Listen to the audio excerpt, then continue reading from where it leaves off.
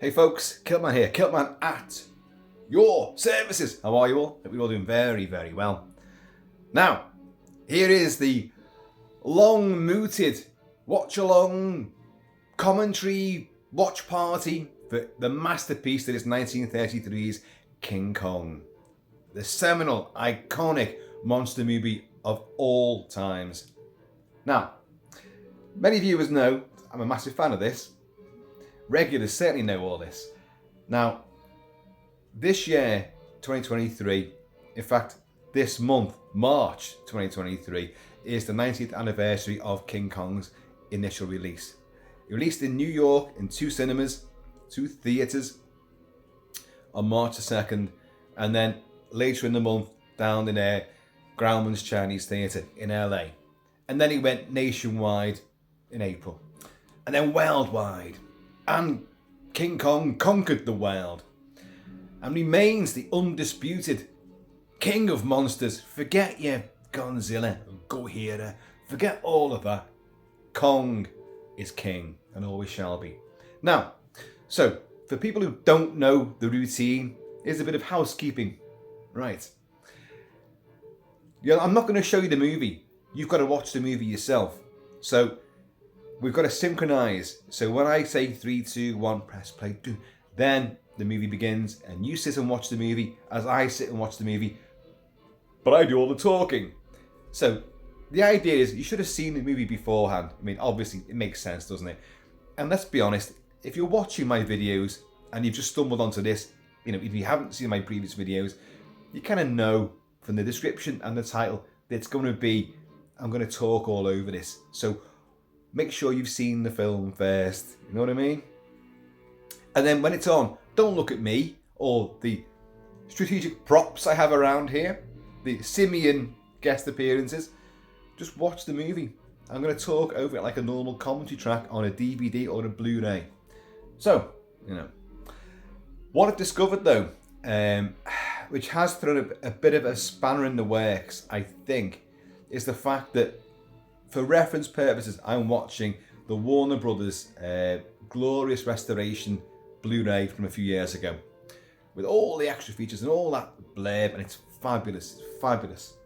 Still await the UHD of the original King Kong. Now, this starts off, as many versions do, with an overture, a 4-minute, 11-second overture suite of Max Steiner's incredible, vastly influential and highly original score for King Kong, which I will be discussing throughout the course of the movie itself. But I know that on some viewing platforms, that overture is not there. So it would be silly of me to say 3, 2, 1, press play now, and then I watch, and some of us watch 4 minutes of overture while others are already into the movie. It wouldn't make any sense at all, would it? So to make things a little bit easier, I'm going to start the movie at the movie and jettison the overture. So if you've got that Blu-ray or any DVD version that has the overture at the start, just go on your chapter select, your scene select, and just go on to the start of the movie itself, the title sequence of the movie itself. It'd be a lot easier for all concerned. Now, if you haven't got a copy of the movie, God, it's everywhere. I'm sure it's on YouTube free of charge. It's certainly on the BBC iPlayer. Our good friend and super channel contributor, Captain Ronnie, over on the Emerald Isle, he did say, let people know that it's on BBC iPlayer free of charge. So if you're in the UK and Ireland, then you're going to get that. If that's accessible anywhere else in the world, I don't know, maybe it is, then you got it there. But otherwise, bring out your old versions. Don't do your VHS or your Betamax copies. Don't do that, because they're going to run slow or run fast, and oh no. And then you're going to get the tape crinkled up around the heads. Oh, just no, don't do that. Find a digital version of King Kong. Oh, and if you've got some alcohol, that may well help as well. Cheers, y'all. Oh, don't worry. I know there's not much in there, but we're going on an expedition to Skull Island, for God's sake. I'm well stocked up. A little stopover in the primordial jungles of Skull Island battling all sorts of critters and dinosaurs and a great big ape. And then after that, if we survive, we're off to New York for a bit. So folks, anyway, cheers y'all. King Kong is one of the greatest movies ever made. And it is the granddad now of the entire monster movie genre. It is. So, produced and directed by Marion C. Cooper and Ernest B. Schoedsack, and animated by Willis O'Brien. Back in those days, you had to have a letter, in between your foreign surnames to make yourself grander, have more stature. So, right folks, you're hearing Max Steiner's score right now. I will talk more about that, obviously, but are we ready? You've got your gas bombs, got your rifles, got your pen knives, be cutting vines.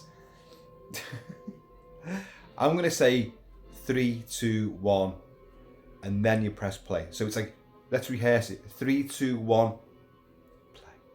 Not 3, 2, 1 and press play at the same time. Don't do that. We'll be out of sync. I do realise, of course, having done many of these before, as people have told me, that depending on what machine they're using, there's going to be a lag. With my particular player right now, I'm on the scene select for King Kong, the titles, basically. So the start of the movie, not the overture. Forget the overture. We're not doing that. Start of the movie. Now, mine will go like, it'll kick into action. And so it's in the lap of the gods, isn't it? Whether we're synced up properly, but who knows? End of the day, a second or two shouldn't make too much of a difference. I'm going to be talking the whole way through anyway, so it doesn't really matter.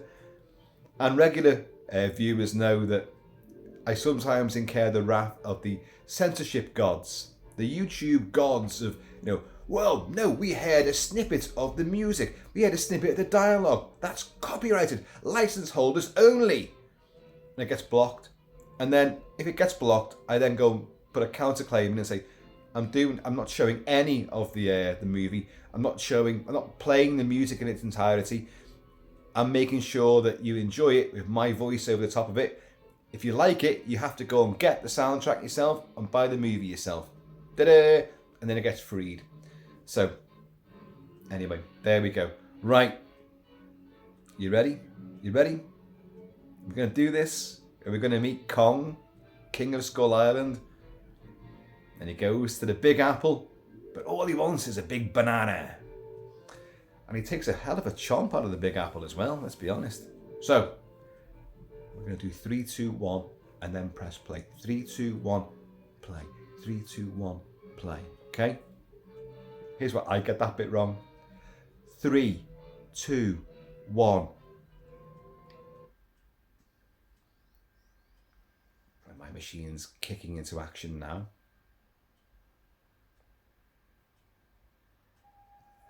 Here's the RKO tower. Radio signal coming out there.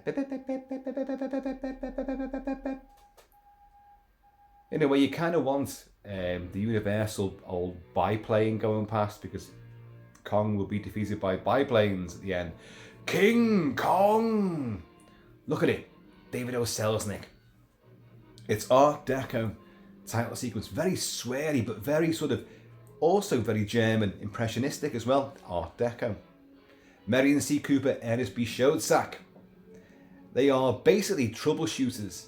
These were they were kind of like mercenaries. The two of them would go out and make sort of documentaries, and they fly planes, they fly into war zones. Marion C. Cooper crashed his plane and got quite badly burned. But these two guys, they're very, very old school and very hands-on.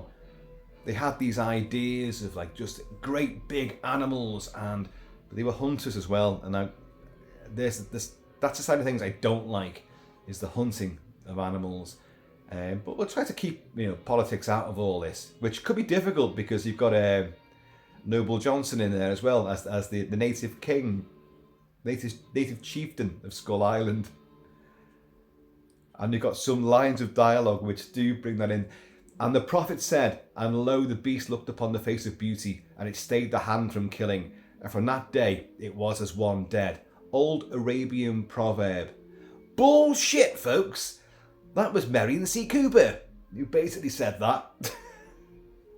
But gave it that sort of ring of truth. If you look at The Omen has the Book of Revelations, and this whole thing about the rise of the Holy Roman Empire and all that, and it's bullshit.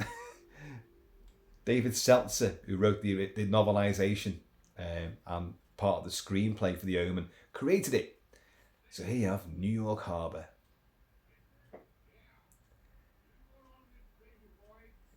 You're not going on that crazy voyage, are you? These old salty sea dogs and this big agent here. You see, like Carl Denham, who's a movie mogul, who is basically, he is an encapsulation of Marion C. Cooper and Ernest B. Schoedsack together, combined into one. He's an adventurous documentarian, but he goes out into the wilds. You know, he'll shoot tigers, lions and bears. Oh my! As long as he gets some good footage. And he's got the biggest expedition and the biggest movie project going. Bruce Cabot, our hero. Jack Driscoll, first mate of the venture. So there's an expedition already lined up, and people know about this. Frank Riker as Captain Engelhorn, who's great, and Robert Armstrong as Carl Denham, the movie mogul, the director, producer, the entrepreneur. He's fantastic. Look at these fucking gas bombs. Look at them, the size of them.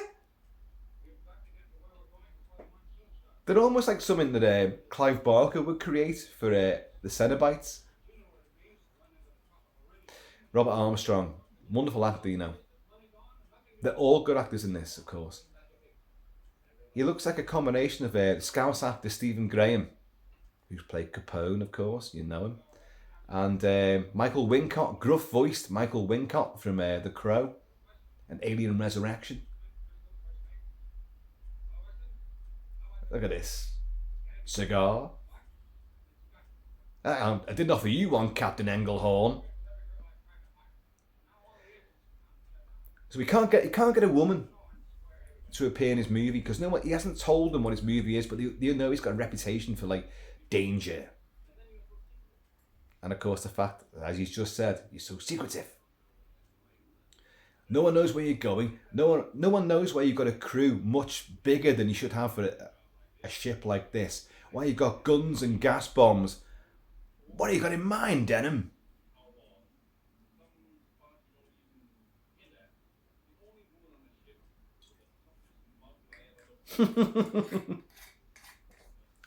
So you want one woman on board a ship with the toughest mugs he's ever seen. If you look at the crew of the Venture, all these extras who will go through hell, and most of them will get chomped and eaten and destroyed. They are a rough, tough bunch who look like they've come out of a Lauren Hardy sort of prison sequence. They're ugly, frightening. He's great. Bruce Cabot was fantastic. Frank Riker's great as Captain Engelhorn as well. But acting wise, from the human side of things, Robert Armstrong is incredible. But of course, we haven't met the ultimate screen queen of all time, Fay Wray, who had worked with Schoedsack and Cooper before on The Four Feathers, 1929. She was a known commodity at this time, and she was certainly one of the most beautiful women that Hollywood has ever put on the screen. Luminous, ethereal. Clearly, she's the beauty that could stay the hand of the beast. So she's perfect for this role. He's ever the showman. Look, you can tell it's meant to be New York. How many layers are they putting on there? So he's going to go out now. These are like stock shots of New York. The whole thing was filmed, obviously, in Hollywood. And a lot of it was filmed in San Pedro Bay, for the beach sequences and other exteriors on the Skull Island location. So he's gone out now to pick up a woman.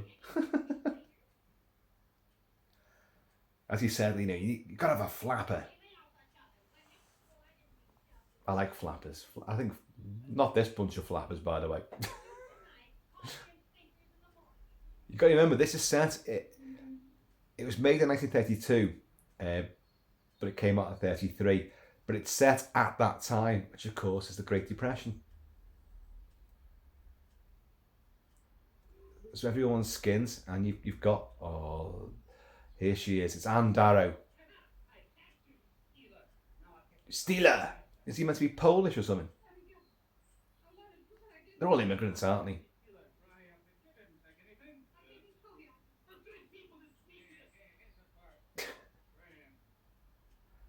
Look at her now. Sweet Jesus, look at that face. Male, female, animal, mineral, vegetable, simian. You're in love with her right away. She's an incredible, beautiful woman. She wrote plays as well, Fay Wray. She was also be seen in House of Wax and Dr. X. Great pre-Hays Code horror movies. Like this is.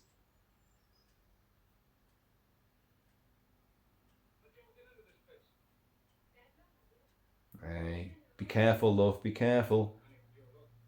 These people promise all sorts. And what do you get? A great big bloody ape.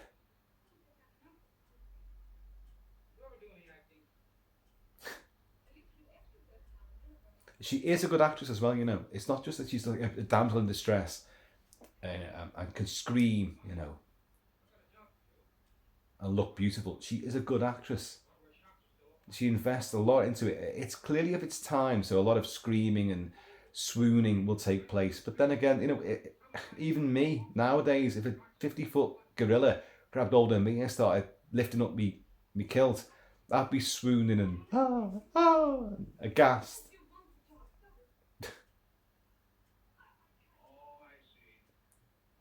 Can you see his face there? That's Stephen Graham and Michael Wincott there, combined into one.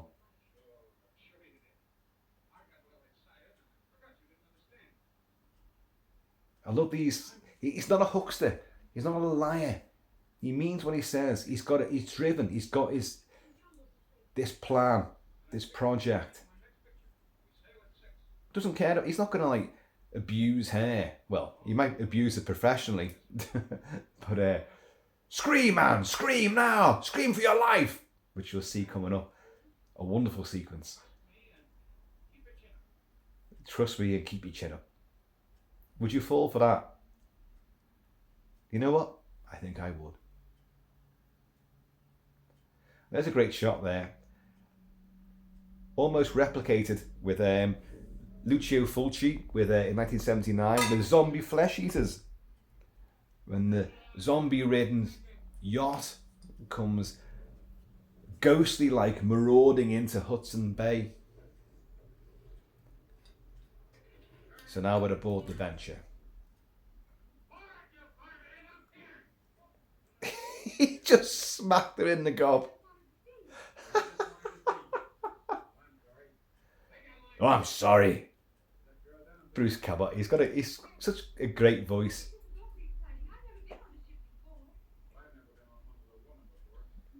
The whole superstitions there. No woman on board. Yeah, women are a nuisance. You've been in the way already. You got in the way of my fist when I knuckle wrapped your chin.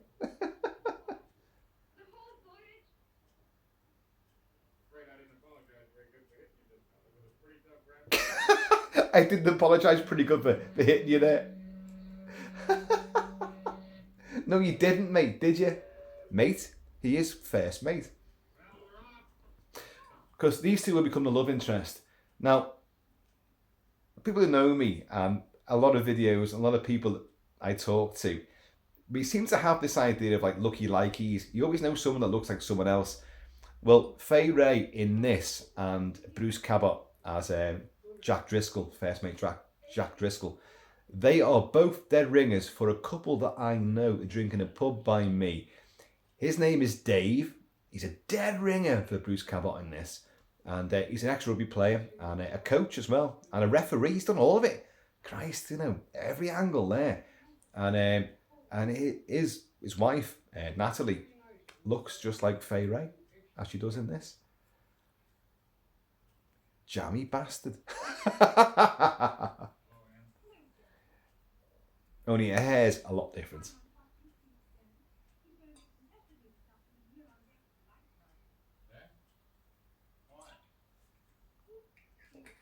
Because you've got Charlie the cook there. Little chinky Charlie the Chinaman. Stir fry. Breakfast. Lunch. Evening meal. Whole damn thing.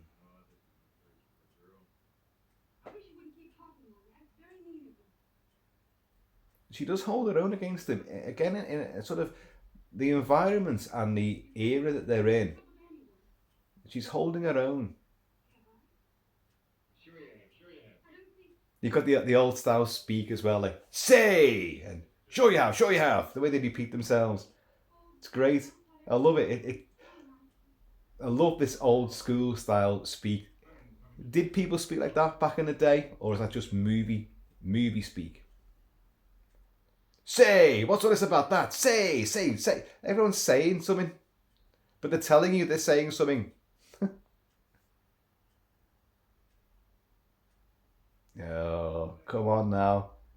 Come on, Jack Driscoll.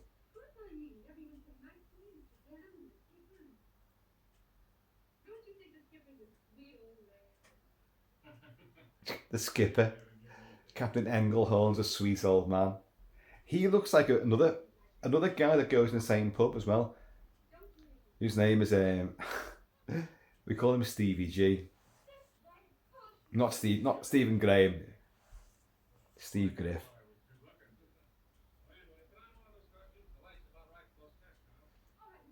By the way, like Denham's got like a seafarer's, captain's hat on as well now.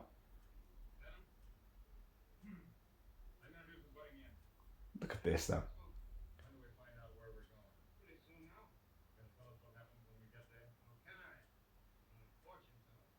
I'm not a fortune teller. There you go. Here's the little thing about like going soft. The big guy always goes soft for the woman. Look at this. And it is foretelling exactly what will happen. The big tough first mate will fall for the woman, but the bigger, tougher 50-foot gorilla will fall for the little woman as well. The golden girl.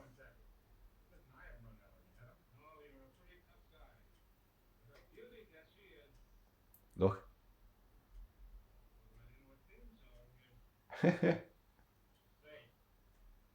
Say, what are you talking about? I ain't going soft.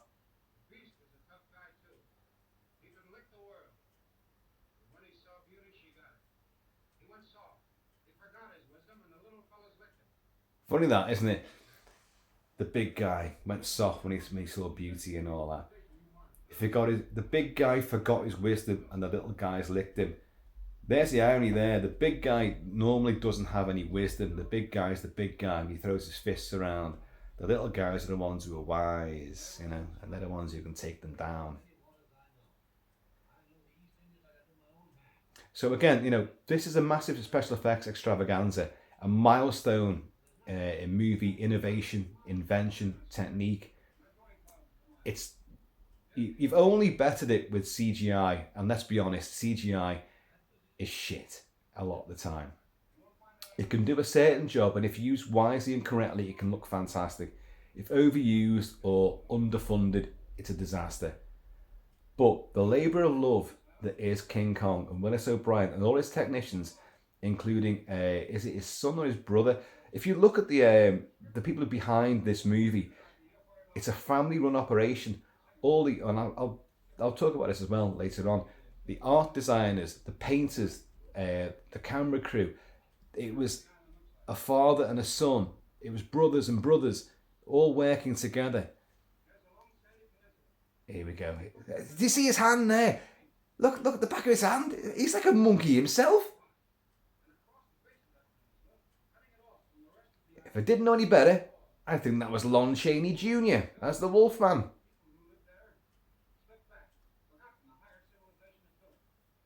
So you've got all this superstition and folklore that he's heard. Was it a Norwegian bark picked up these wayward islanders off Skull Island? But you've got all the rumours around Sumatra. There you go. Kong. It's a superstition, isn't it?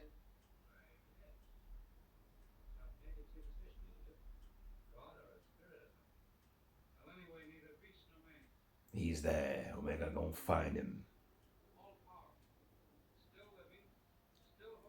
Can you imagine any expedition doing this privately in this day and age? Wouldn't happen. Wouldn't happen. And it's clever in that in Dino De Laurentiis' 76 version, they're not going out there to find a mythical beast. His incarnation as Jeff Bridges, playing Jack Prescott, not Jack Driscoll, knows about the legend of Kong, but it's Petrox and their oil exploration which drives them out there.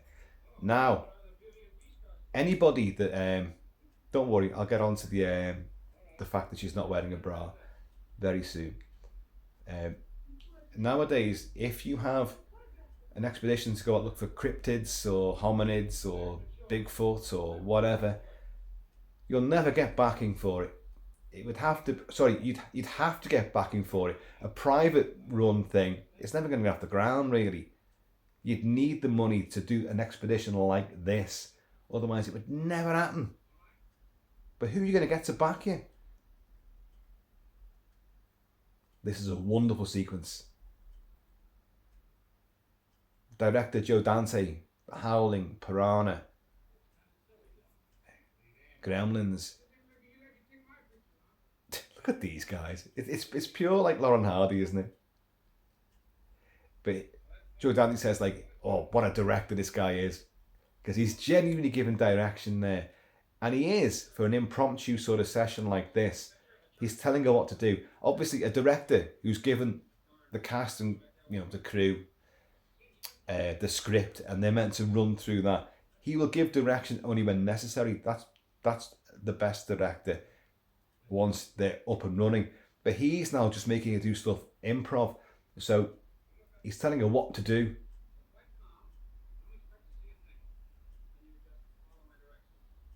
But it's bizarre. Like, he doesn't know what's behind that wall on Skull Island. So how does he know about this? And yes, Fay Wray is not wearing a bra. And there is some sexual sort of nudity in this movie as well. Look at this.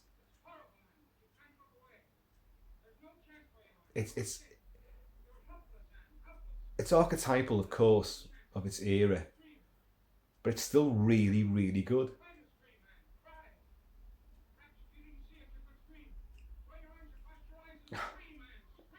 Listen. His reaction.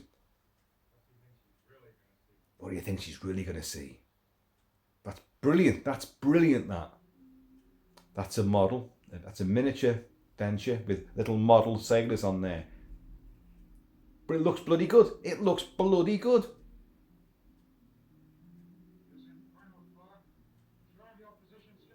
Tell you what, that infernal fog will play havoc with her hair. And believe you me, I know about havoc with hair when the air is moist. You'd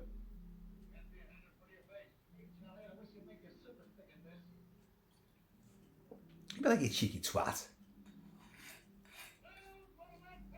Next soup you get, I piss in it. How you like that?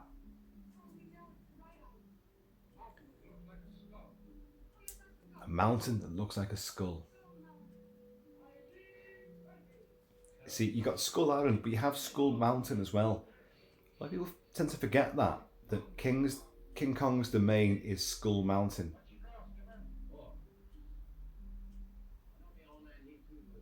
I do love this roster of sailors. I think they're terrific.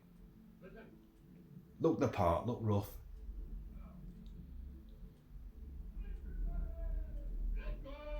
And I think that they're hearing the sound of breakers on the shore, but it's drums. This is wonderful, this. That real beach there in the midground, that's San Pedro. Obviously the wall, the birds, animated glass painting and rear projection behind. Fabulous innovation here. And the clouds, again, matte painting.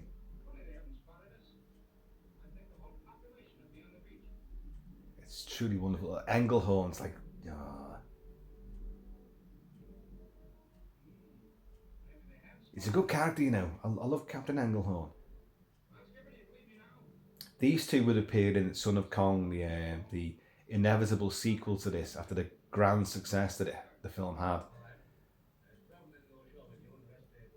Son of Kong is okay, but merely okay. It's a good extension of the character of Carl Denham and bringing in Captain Engelhorn as well.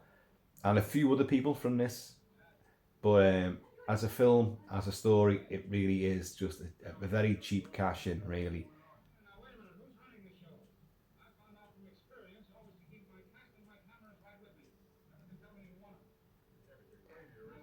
See, deal out the rifles. Yeah.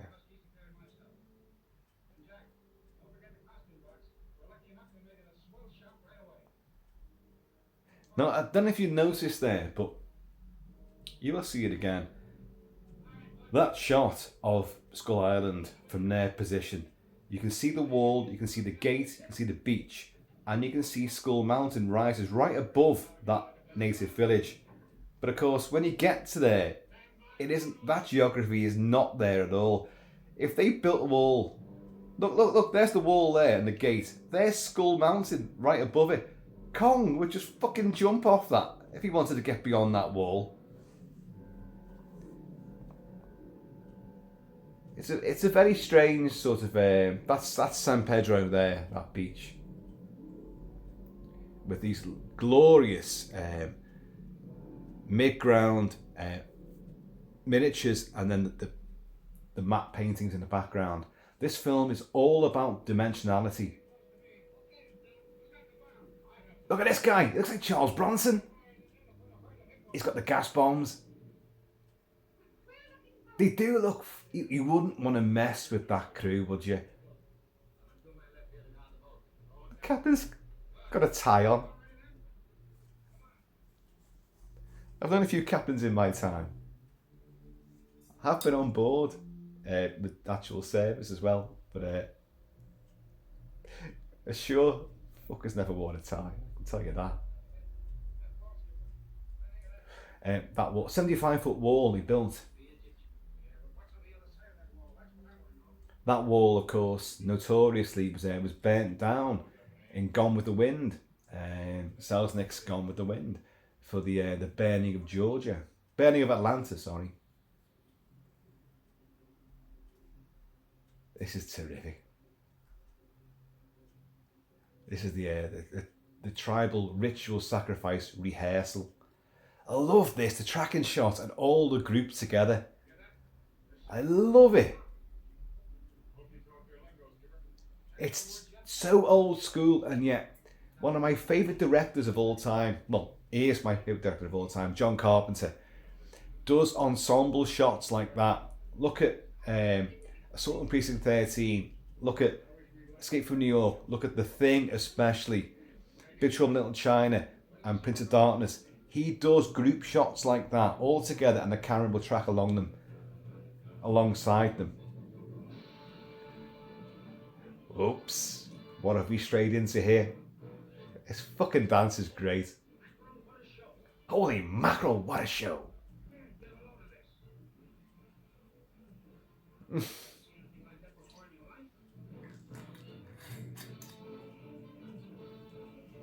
Isn't it wonderful?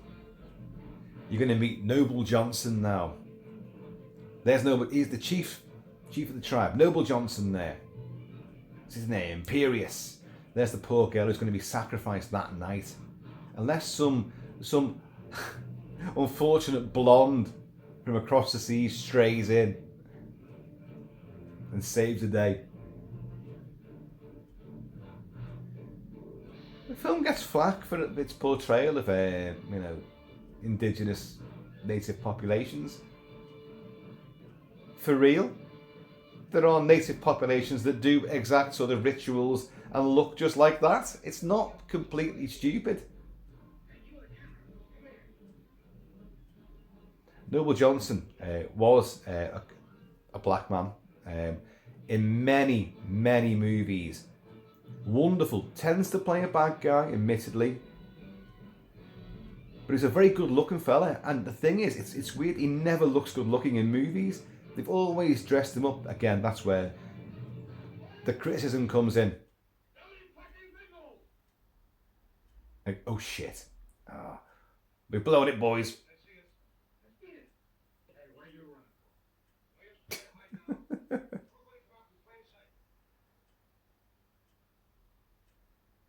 It's a dodgy business, this. You've strayed in there. It's not your island. But the arrogance of the white man always comes to the fore. Max Steiner's score here. Mickey Mousing. Bum, bum, bum, bum, bum, bum, bum, bum, bum, bum, bum. And there's one kid. Get out of the way. I like that. That's a moment of genuine stuff there. Doom, doom, doom, doom, doom, doom. Listen to the language.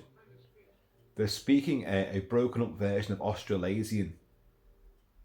It's a genuine language. They're using genuine words, but in a sort of mixed up version of different Australasian dialects.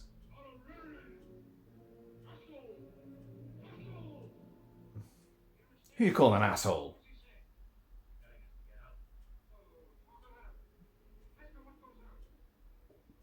Ask him what goes on. Well, Engelhorn's got a couple of belts on there. The gun belt and his trouser belt.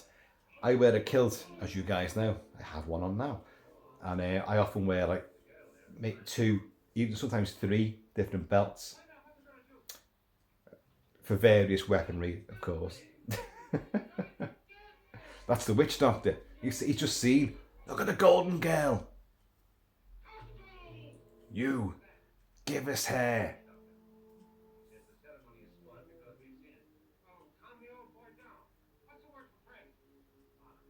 Bala. You're never going to fall for it with his entrepreneurial showmanship face, are you? He's a very intimidating force, isn't he? He's played zombies and vampires and all sorts as Noble Johnson.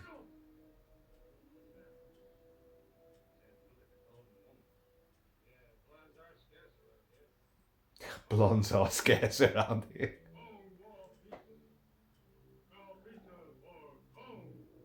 Kong.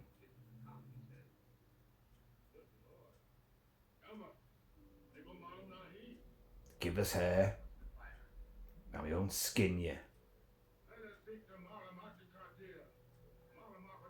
So he's going to offer like 6 women. The crew are thinking, I might get more of a chance there. Come on.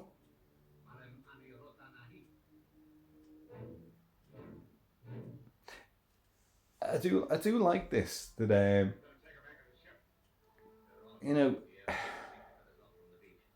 out of the rules here of the Geneva Convention or anything like that, human rights, if the shit's gonna hit the fan, a lot of fellas would just think, well, fuck, we think we're gonna die here, we're gonna be skinned alive and cooked and eaten, take the woman and we're gonna leg it. Oh, we'll take the six brides as well. Go on, bring them over. I love the way he does that. I mean, like yeah, nonchalance. Yeah. Say, I'm out of here. As if they're going to get any understanding of what he's doing there. But I like the way he does it regardless.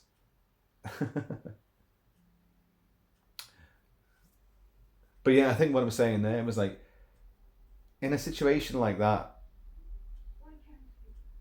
and again, I'm going to pick my words carefully here because I've known situations similar, that a lot of fellas will relinquish someone to save their own bacon.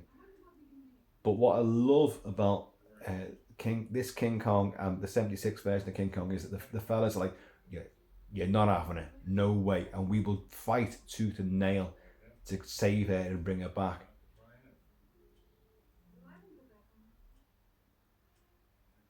There is a scene cut out here. Well, there's many scenes cut out of Kong. But I think this is the first one really of any note, and that's Charlie, the Chinese cook, his little monkey. Is it a capuchin monkey?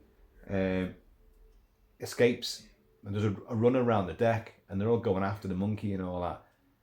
But they cut it out because it was like, well, it's a comedy scene. We don't even need it now. We're trying to build up to suspense and adventure. Which, boy, is it going to do that?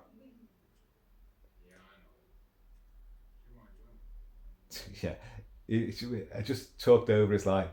Say, I think I love you, but you hate women. It's awkward as hell, isn't it? Oh yeah. Christ, how long have you been at sea and you've been getting to know her and you're only just putting the moves on now?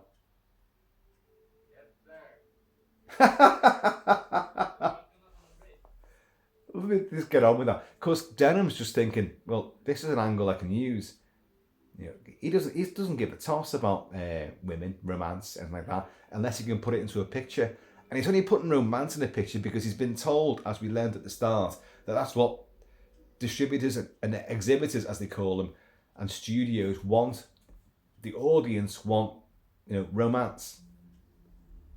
Now look at this. These guys, you quite clearly know that these guys, the islanders, the natives, have encountered other people before. There's no fear of a bigger ship. They're going to go and get that woman. Now, you've had the story, which obviously Carl Denham first heard, about the Norwegian bark encountering some of these guys and an outrigger that strayed off and got caught up in the storm, and only one survived and told the story of Kong and gave sort of directions. Is the world's worst watchman. Fucking useless. So these islanders have encountered other people before, hence why they're not in great shock when they see these white faces suddenly appear during their rehearsal, and they're not afraid to go and attack a ship. And I mean, it's kind of lucky. What if she wasn't there? What if she's actually on board? Was that, if you noticed, there was quite a few of them there.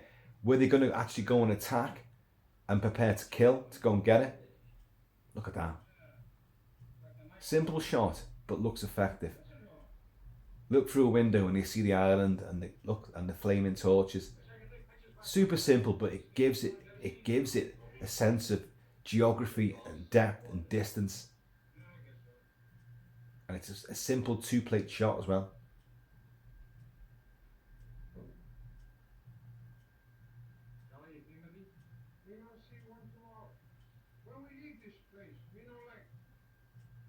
Look at that, the hand gesture there. My father-in-law is 91, pure Scouser, and he does that gesture all the time. Did you see the hand gesture? It's just flick off, and blow it. My father-in-law says, blow it. And he does that little hand swipe. No one these days does that kind of shit. It's old school. Come on, Charlie.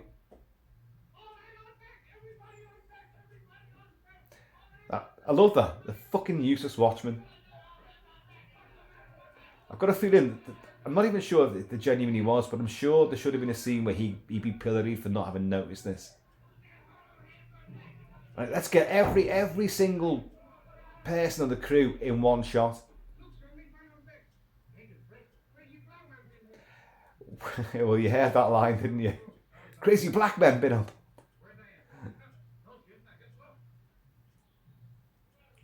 So you can see where this film is still hailed. Well, it's always going to be hailed as a classic, a masterpiece.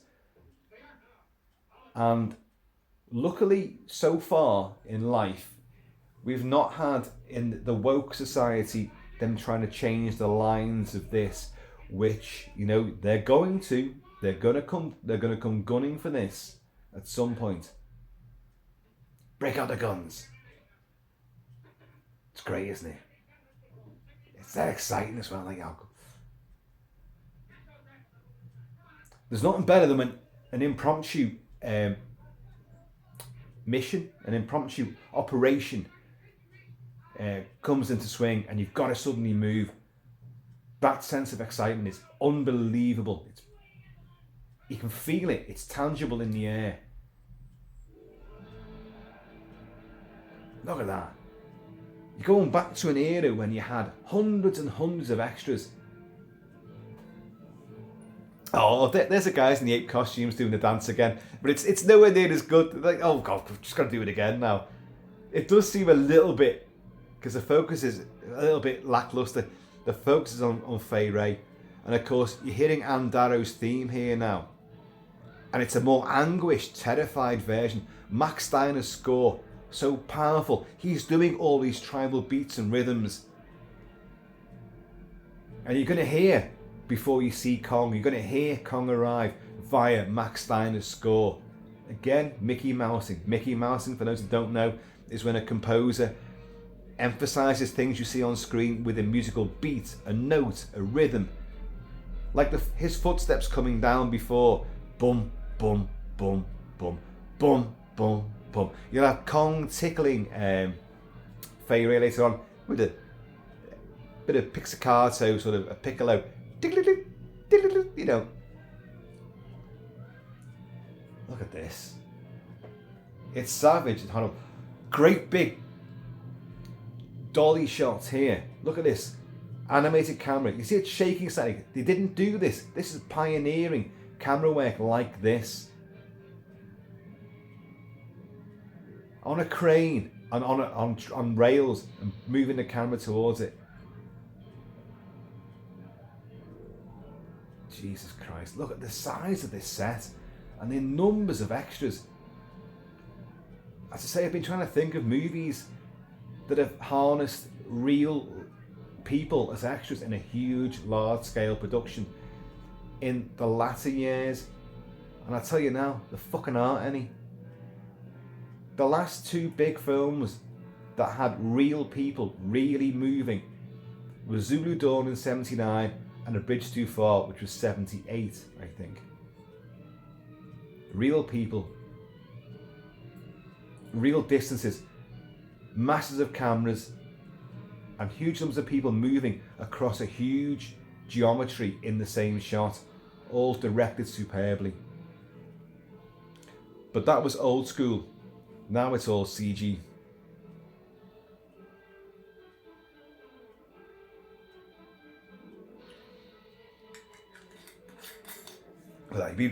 You'd be hailing, wouldn't you? Whoa, God, get back, get back, get back. Shut the gates. Shut the damn gates. Get that bolt across, that big phallic bolt. Look at that. Don't tell me otherwise. I ain't saying, you know. And the whole thing, it's a marriage. You never know, what does Kong normally do with his brides? Great, look at that, what a wonderful shot.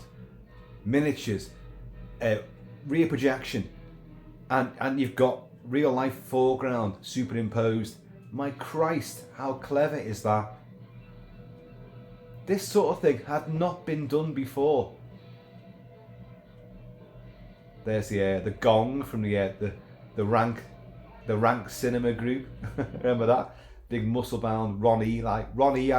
Ron, Eli alike banging the gong.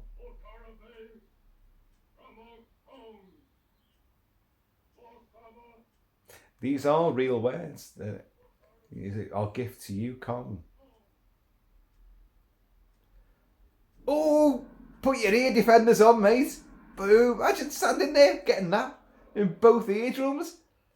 God, tinnitus. Jesus wept.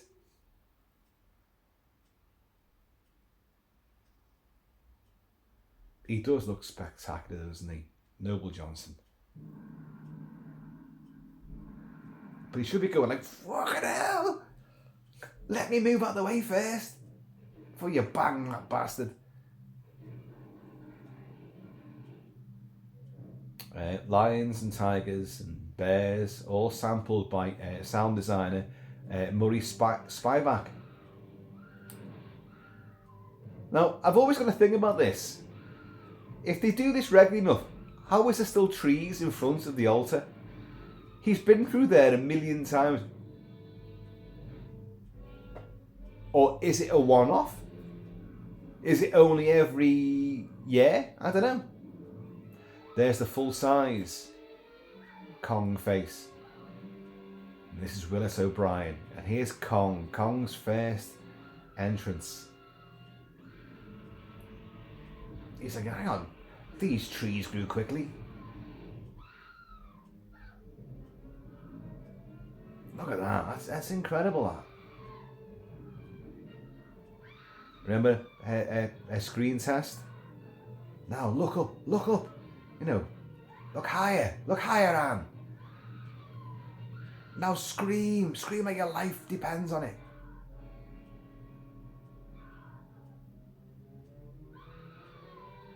You can see the fair ruffling. That was always announced as being a mistake. It is a mistake. You can see because that's where Willis O'Brien and his son, was it his son or his brother? I told you it was all like a lot of families were involved in this, making this movie. So when you see his fair ruffle, that's actually the thumbs moving and the fingers moving for frame by frame, minute movements of the armature, the puppet of Kong. But when you look at it, it looks like the wind is ruffling it. And that, what a happy, genius, accidental sort of coincidence that turned out to be. Because it works and you believe it. Look at Elvis' face, like, fucking hell. Imagine seeing that, you'd be like, what the? His first view would be King Kong's arse.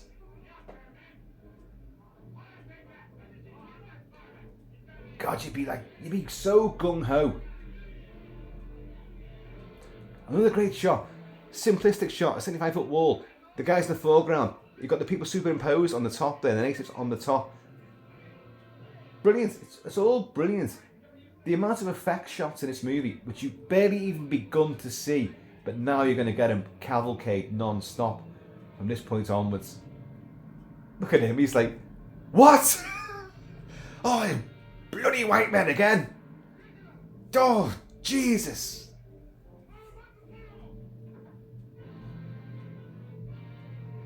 I'm not sure there's meant to be some kind of fight, confrontation here. Would have seemed ideal if they had, but it would have slowed the film down, obviously. And we know that a lot of action scenes and stuff were cut out because they did, ironically, slow the movie down. Right, here we go. We're going to go into all these glass matte paintings. This is where they've got the real set here, and you'll see, coming up any second now, you'll look into the impenetrable depths of the jungle. And that'll be made up with, like, in the background, matte paintings. In the sort of closer background will be miniatures. And then you'll have numerous plates of glass in between, painted on by master artists like Mario and Juan Larinaga, Byron Crabbe, Marcel and Victor Delgado. So again, there's brothers in there. By the way, that Brian Crabbe, it's Crabbe, C-R-A-B-B-E. I always thought, was he Buster Crabbe's brother? Perhaps, because Buster Crabbe, Olympic swimmer, and Flash Gordon and Buck Rogers in the 30s, the serial movies. spot the same way and have it sort of, I don't know, they're in Hollywood, but no, they're not related. Now that there is a Stegosaurus.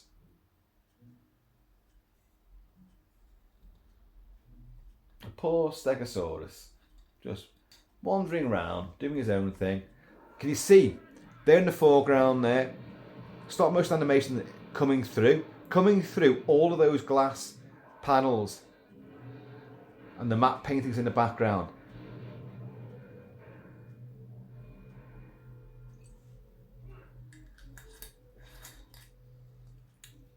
Folks, I love this movie to bits, but this is a sequence I really do not like. I'm massively opposed to hunting. Obviously, if something's going to attack you, it's you or them, then you've got to kill it. But this just goes on. But as a technical marvel, it is outstanding. Look, it gets up again. That's got an armoured hide, for God's sake. A lot of gunshots in this movie. I'll tell you right now, the gunshots are real. Murray Spivak realised that whenever he used a high caliber gunshot, it would mute the mic. It would put the microphone into a state of shock. It would just buzz it out completely. So he realised if we use little piddling 2.2 bullets, I say little piddling, they'll still kill you, but a 2.2 bullet in those rifles the gunshot will work on the sound recording. So all the gunshots you hear are 2.2s. They might be slightly embellished. He embellished the roar of Kong, the roar of all the animals, and the sound design. He embellished a lot of it with sort of very early sort of manipulation.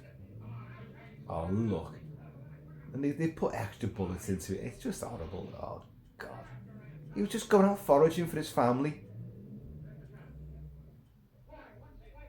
You bunch of bastards. But I love the way there's always in a group. Look at them, a group of them, all strung together.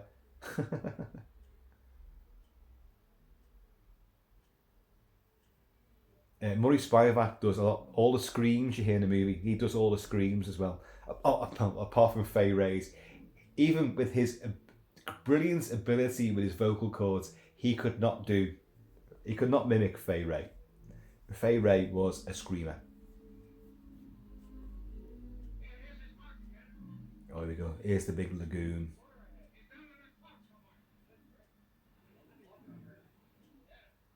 I love this. They string together. These are capable guys who will come very badly unstuck in the very next few minutes. They'll prove themselves to be very adept and professional at making a raft. Believe you me, ex-Marines, we did an exercise trying to make rafts. We went down very well. As in, we went down under the water very quickly. It's not easy to do. If you've got the stuff to hand and time to do it, not at speed, which we were under speed and being tested, it was a nightmare. But these guys do it in no time at all. But it doesn't help them, does it? Because you've got the inspiration now for the that thing in the trash compactor in Star Wars, the Dianoga. You have watch as they go across in the murky, misty, swampy air. Ooh, what be it? It's a Brontosaurus. Oh, hello. That is pure Dianoga, isn't it? Apart from the one blinking eye that thing has. Willis O'Brien worked on several movies before this. Lost World and Creation especially, where he'd done a lot of the pioneering effects you see in this are in and the 8th movie Chang. He'd done a lot of these effects.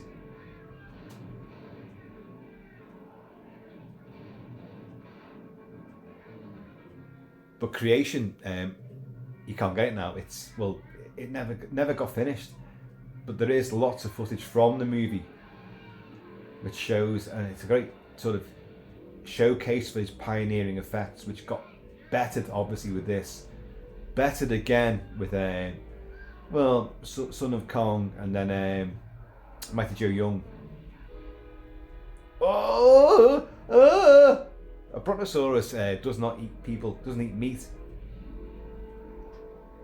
In fact, most of the dinosaurs you see in this, and apes as well, don't eat meat.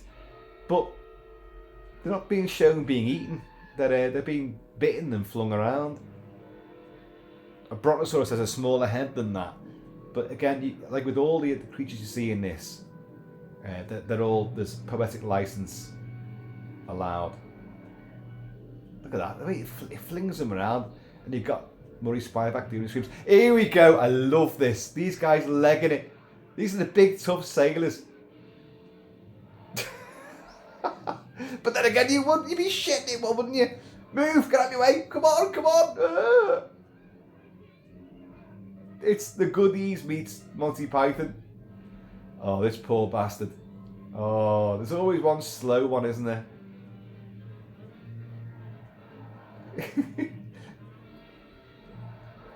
Look at it. It's great, isn't it? They're all just one clump of terrified testosterone gone awry. Coming for you. Isn't that gorgeous?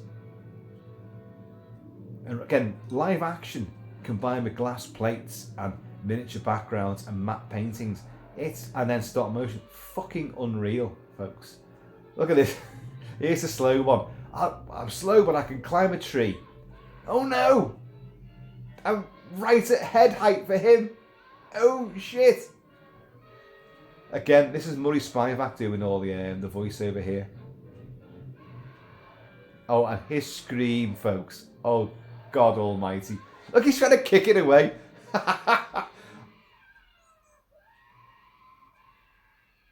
Oh, God. That scream. Now, you know what's coming up here, folks, of course. It's the log sequence. The chasm and the spider pit. Although you're not going to see the spider pit. Now, he puts Andaro in the cleft of that tree there. These guys are legging it. Denham gets, oh, I love this. He gets skewered on it. Oh, it's like, whoa, no. The film's brutal, folks. It's fucking brutal, this. You're getting chomped and stomped and skewered. Again, that sort of 1920s, 30s hand gesture. Now, why don't they all go over to the other side? Kong comes running back to stop them. Why don't they get off the other side? Well, what's been cut out is there should be a, what is it now? A Stegosaurus? No, sorry, it's a Triceratops. It's meant to be coming at them at this stage. So I've got little notes here. So on the other side of that log, the other side of the chasm, they have been chased. Oof! I mean, come on now. You're not going to survive that drop, are you? Your your spine's broken. Look at Kong now. Oh, wow! Ah!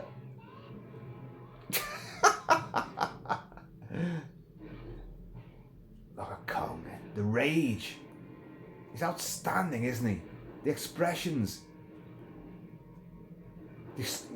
But so Brian studied apes and their movements and all that.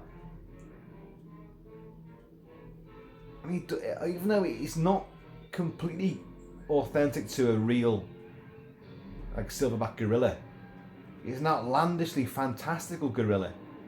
But his movements and the beating of the chest, the stomping of the ground, the posture is still... Again, that was Murray Spivak doing the scream there. Look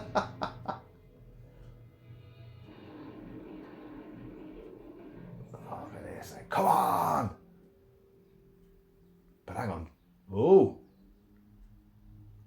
How does he see him? I always wonder, did he see him go down there in the first place and then suddenly remembered that he was down there? Because from his vantage point, Kong can't see, beneath an overhang, which a cave roof would be.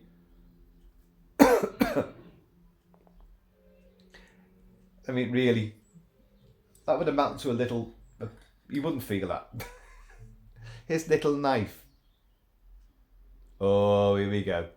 Here's the two-legged version of what you would see, of one of the things you'd see down in the spider pit sequence, the cut-out sequence down below, where all the sailors who miraculously survived that drop will be set upon by a trapdoor spider, rather large, and then a large spider, even larger, and an octopoid creature and other sort of reptilian creatures, and be devoured good style.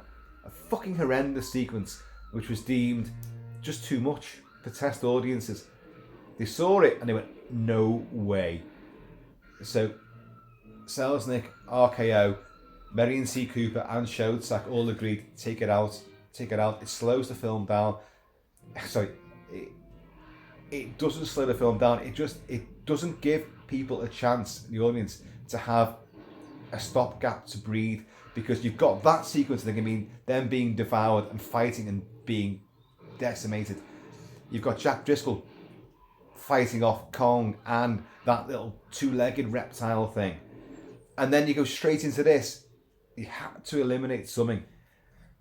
I know, folks, we all want that sequence. Believe you me, I've banged on about this sequence for years now. And oh my God, I so want to see it. But look at Kong. Kong and a T-Rex. The T-Rex has got little tiny arms. He can't exactly box, can he? But Kong can do rights and lefts and hooks, roundhouses. Go on, riot punches. He can do it all. But you got wrestling involved as well. And the T-Rex is pure bulk.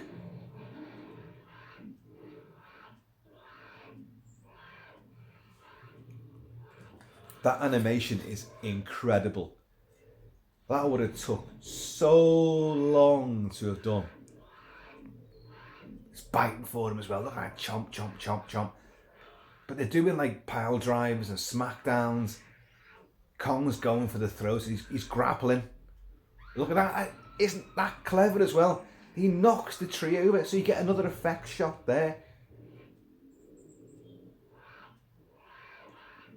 Come on, Kong. You can do it.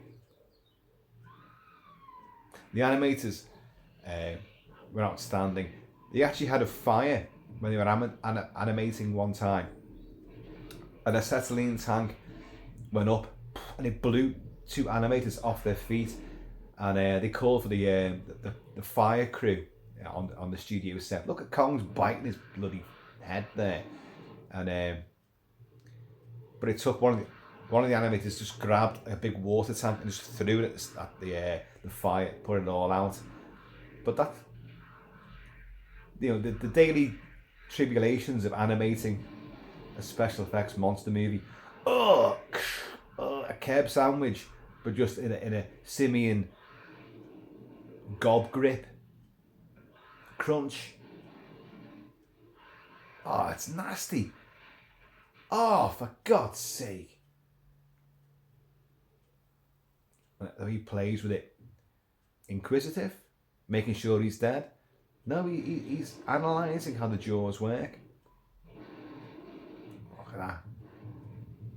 King of Skull Island. He must go through these battles a lot. Hello. Remember me? I've just saved your ass. See even that little swinging of the arms. He lifts the tree off her, picks her up and saves her again. In Peter Jackson's version of Kong, the relationship is clearly embellished and made dramatically more impactful. Anne Darrow, played by the awesomely gorgeous as well, Naomi Watts, and she feels affinity to Kong as well. She begins to love Kong for the fact that he's looking out for her and saving her. And it is a wonderful film in its own right. It ain't a patch on this, but it's a wonderful film.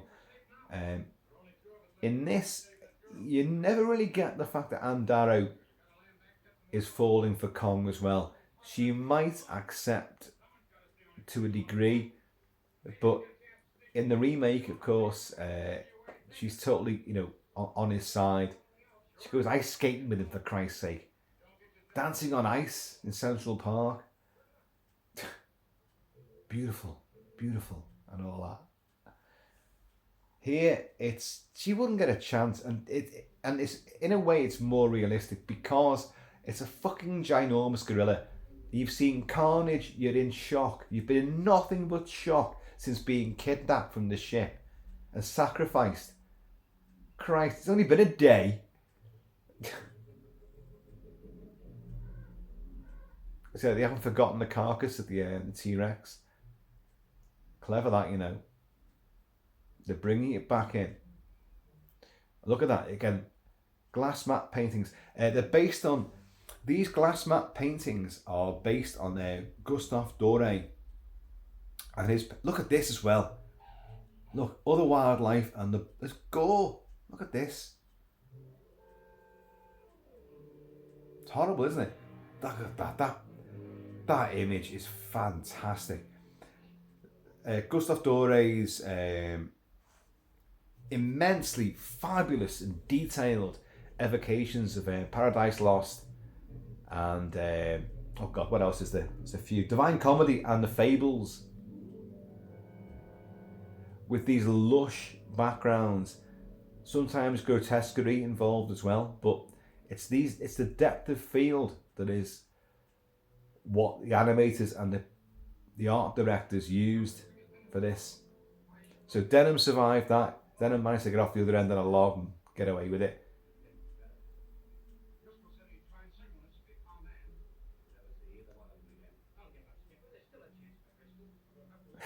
I like that. Don't give up, Skipper. There's not a chance for Driscoll. They know he's a fucking tough lad. And then you got the guy with the gas bombs, the Charles Bronson lookalike.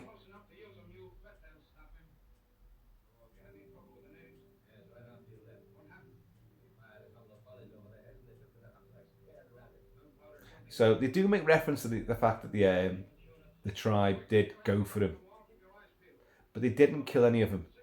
They fired a couple of volleys and scared them off.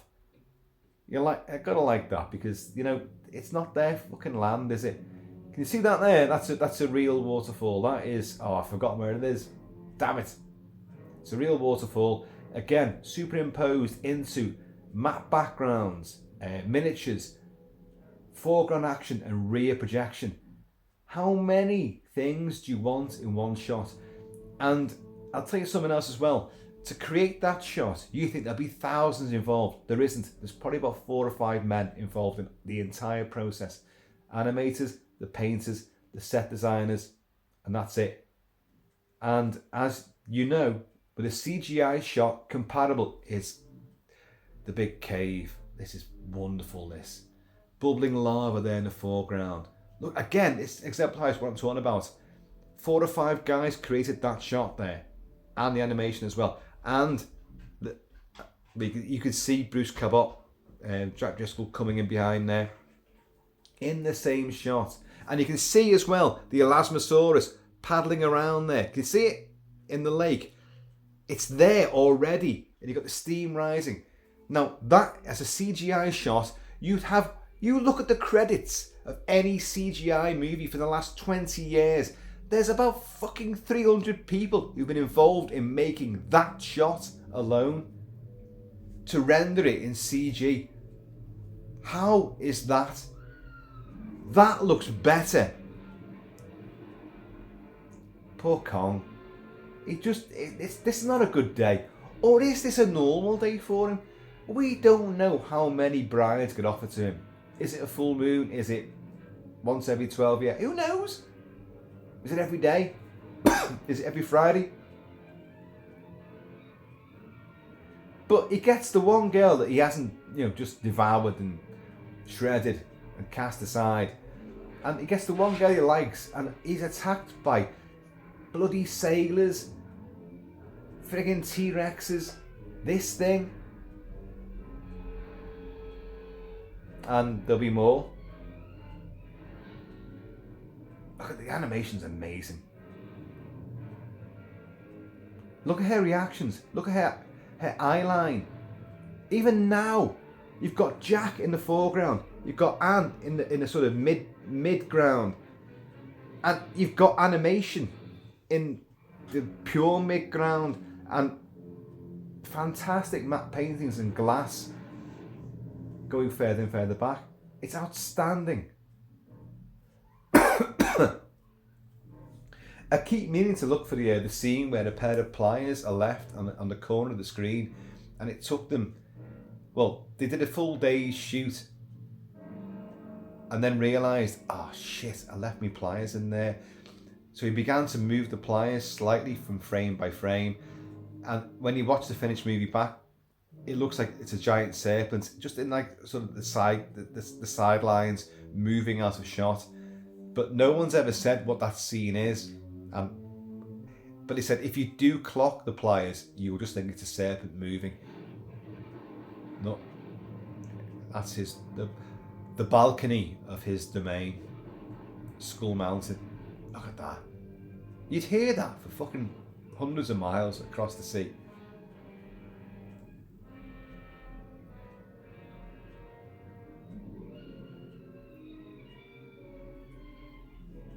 Swoon, Anne! Swoon! Swoon! And let the giant ape undress you and play with your boobies. Because that's what he'll do. Look at that. So you had a real life size for Kong as he's meant to be. Head and bust and face with mechanical jaws and moving eyes. You had a real hand, a right hand. Was it right or left? You had a real paw anyway, to life size, hydraulics. And a real foot as well, which you'll see shortly. Look at this, naughty. But you would though, wouldn't you? Of course you would. When you're a kid, you're going, oh look, he's wiping his nose. Yeah, right. Ah, she is so gorgeous. And by all accounts, such a lovely woman as well.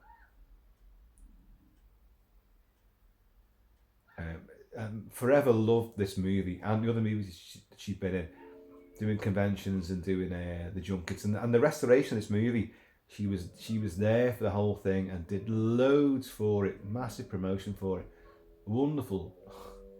Look at his the way he's not. You had to animate the nostrils as well. Oops. Probably one of the fakest effects in it. The polystyrene rock that Jack just dislodges there. Yeah, and Kong's like, not again. What now? This is someone knocking at my door. Another late Amazon delivery. Uh-oh. Do you see what floated past there? Yeah, that's coming in. Thing is, Kong would be on his guard now. He's got someone to protect and defend, and he thinks everyone on the island's after that, which of course they are. And this bastard comes in. Pterodon. Not a pterodactyl, it's a pterodon. Raquel Welch would go for the same thing in 1 million years BC.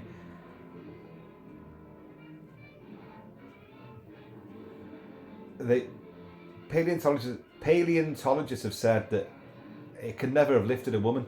They were so immensely weak.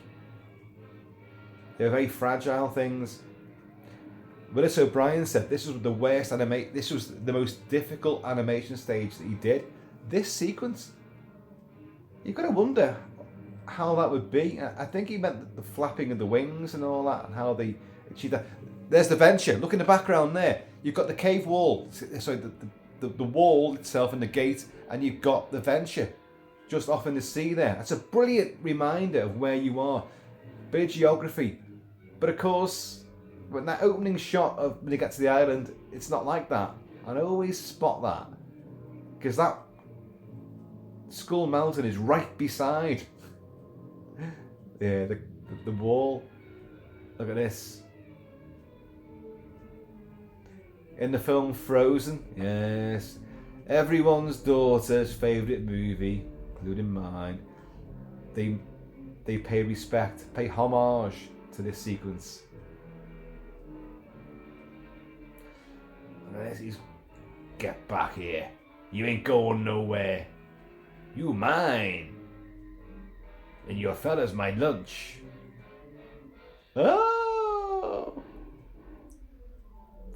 Jesus Christ. Look at how close to the rocks were they there. Fucking hell. You know, that is... There's a sequence cut here of them running pell-mell through the jungle. Now, as many of you know, Fay Wray and many of the cast and crew of this were making the film The Most Dangerous Game, which is wonderful as well. At the same time they're making this, they were making The Most Dangerous Game. Same producer, same company, everything. And a lot of the same sets. So when they were filming this during the day, they were filming The Most Dangerous Game of a night time, running through the same set. So Fay Wray, dishevelled and bedraggled, running through the jungle for her life. She was doing it day in, day out, night in, night out. The Most Dangerous Game is a fabulous movie. Count Zaroff's dogs, as it's also known as Count Zaroff's hounds or something like that. And it's just like that shot there, completely mimicked in Most Dangerous Game.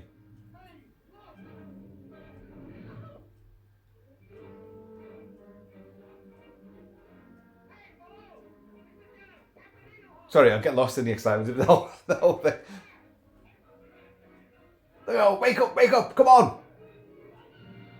And Max Steiner scored The Most Dangerous Game, but he scored this and King Kong at the same time. But The Most Dangerous Game, because it didn't have all the extensive post-production animation to go in, was released in 1932. So this took another good few months, so it came out in 1933.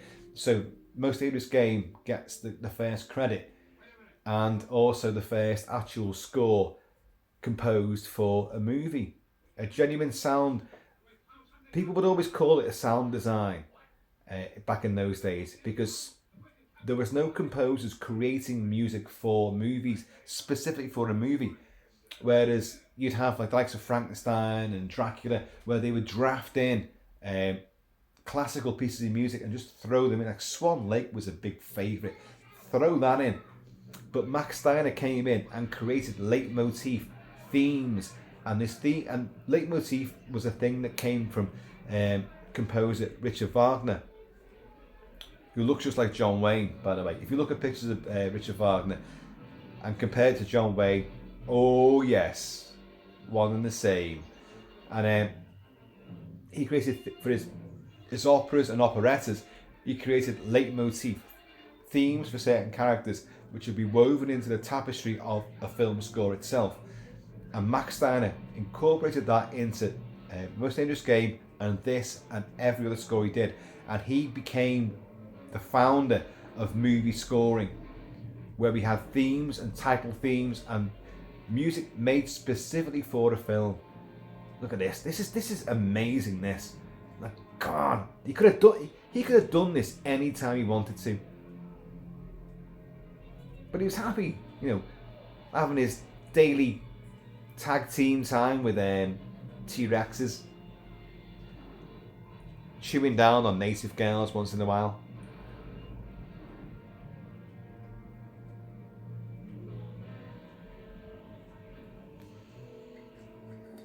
Come on, Kong, come on. Because you want him to get in there, but the thing is, because you know what the film is going to do, and you know that only doom happens from now on, really. And you got to know and love Kong. Yes, he's a savage brute. And he'll do some really horrible things here. But is he to blame? Subjugated, albeit worshipped as a god, but look at this. This is foreground. Masses of people running. Him in the background. Watch how he comes through all this. Look at this, how this works. Dum dum dum. Again, Mickey Mouse thing. Breaks through that. They're still running. It looks amazing. And by the way, look out. Whoa! It's only that. You'll be alright.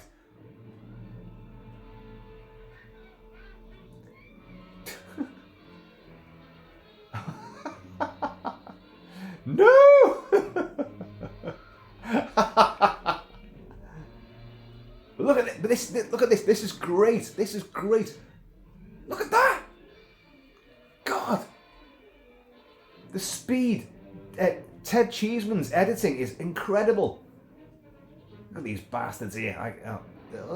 Cocktail sticks. What are you going to do with that? Off. Boosh. And again, every time he throws something, he does crush people. Here you go. Look, look, look, look. Blood drips out of his mouth. Did you see that? Blood drips out of the poor guy's mouth. Apes don't eat meat. But he, as I've said before in other videos, he uses his fangs as a weapon. As you would. Of course you would. Right. Oh, you're going down. Get out my way. You look like you made that with shredded wheat. Oh, look at this. No. Oh. This is fucking horrible, this. Oh, you've got to be... And look, one screaming there. No, you're not getting away with it. Come here. Oh. Oh. Still alive, but hobbling. That's the real size foot that they created. And that was brought down on those two guys there.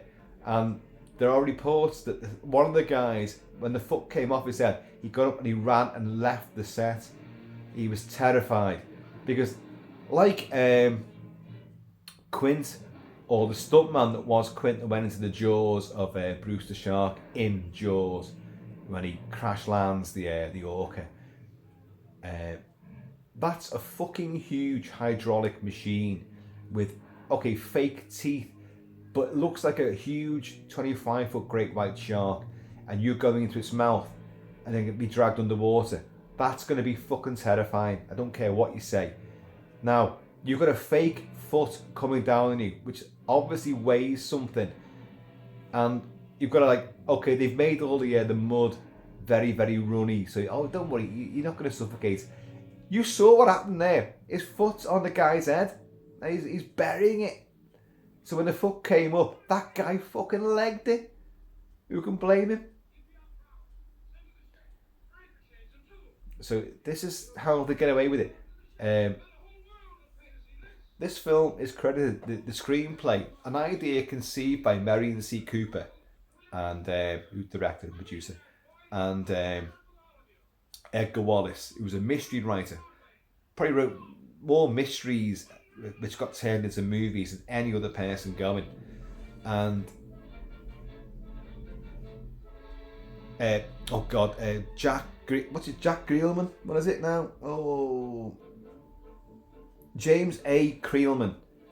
But it was, as Marion C. Cooper himself said, that it's Ruth Rose that actually came up with the majority of the screenplay.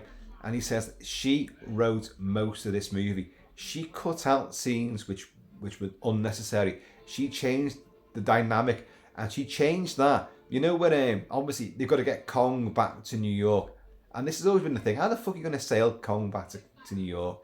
And they don't show it at all. They get away with it. Don't show it. For Dino De Laurentiis in '76, Jeff Bridges, Jessica Lange, they show him in the hold of a big, super freighter, super tanker, which I like the fact that he did that. But in this, they don't need to do it because Ruth Rose said, "No, not going to show it. Why show it? We'll just give him that line when Kong's line gassed out on the beach. He just said, like, bring ropes and chains. You know, we're getting and build a barge. We're getting back to the ship.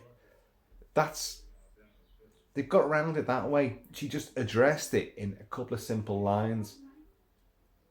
So now we've got the actress, we've got the first mate who's going to be like, well, what's he meant to be? And you've got top hat and tails. Here's the press. Look at him. Oh, the hats on and all that, you know, the suits. Have they all got that little bit of paper in the little band on their hats, you know? Yeah. Are they all called like Scoop McLean?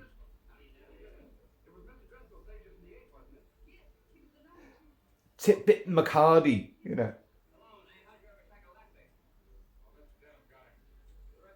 Hats. I love hats.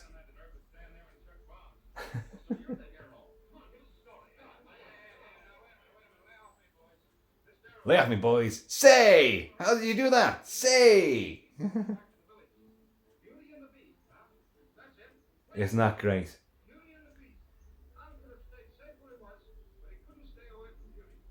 He got it. He nailed it there. It's brilliant. It's brilliant, you know.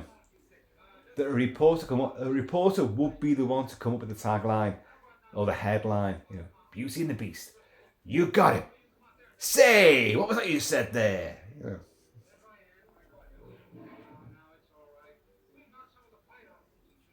See, she's still terrified of Kong.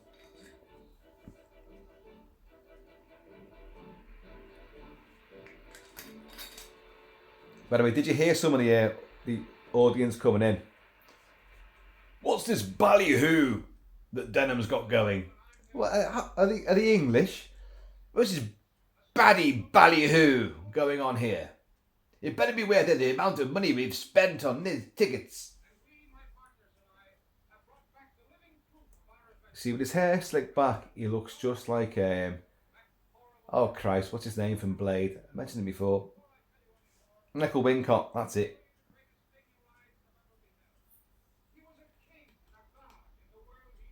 Yeah, and you exploited it and you brought him back. It was a 1860s to 19 fucking, well, it's still going on. Man exploits animals from all around the world all the time. Destroys them, makes races extinct. We're a horrible species, folks. We are. He knows it.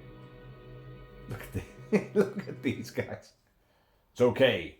They're made of chromium and steel.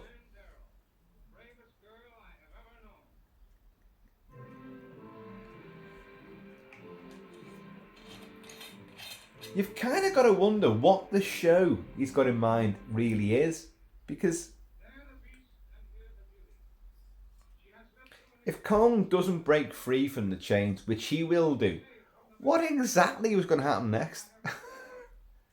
Here's the girl that was sacrificed, and here's the guy that saved her. And by the way, they're getting engaged. Well, this kind of shit, And he's going to take it around the world. Well, what's the show? Are you going to train Kong? What are you going to do?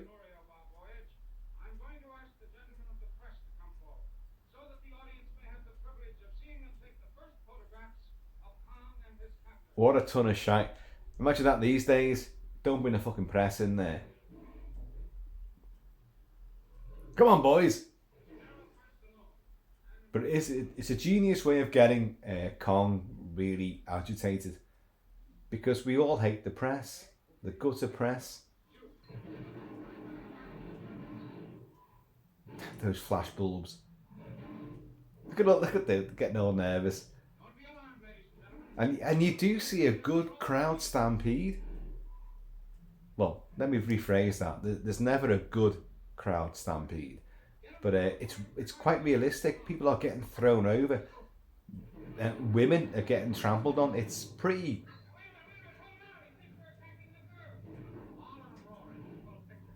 It's a swell picture.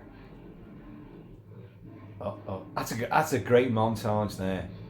The bombard of flash bulbs, and you got all these fucking old twats who've been going like, this ballyhoo.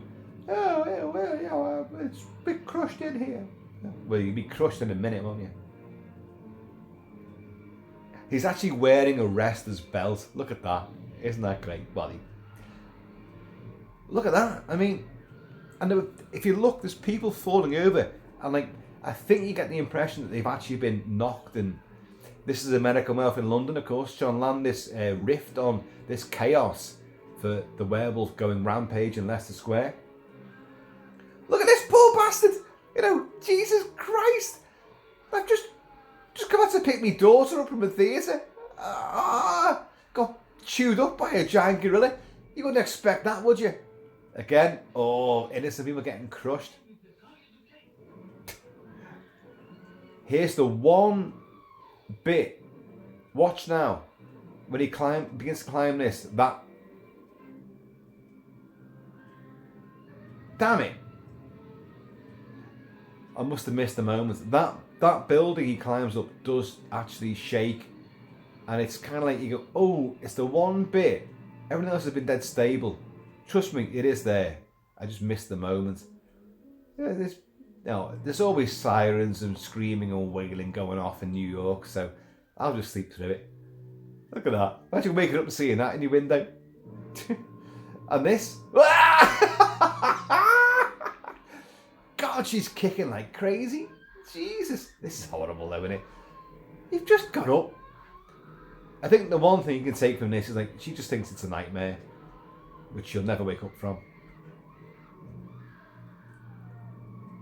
Even that looks dead dated, but that's really an incredible effect there.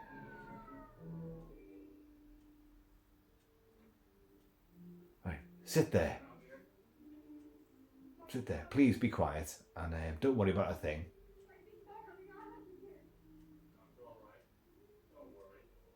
Wipe your nose and let's just let's have some fun. Oh, your shoulder strap's falling down again. It's funny how when her shoulder strap came down, Kong suddenly arrived. Because he likes her, he does.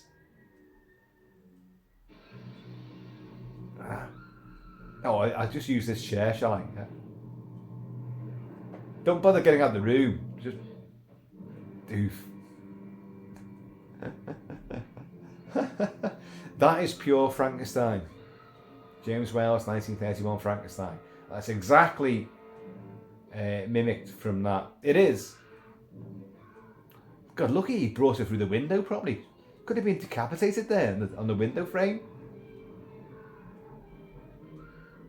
You imagine seeing this back in the day. It just, your mind would be completely blown.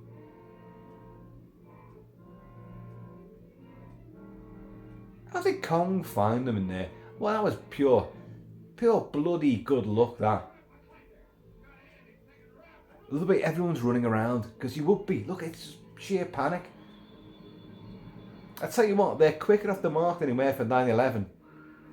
Don't get me started on 9/11. And the bullshit. I believe more of this than I believe more of 9/11.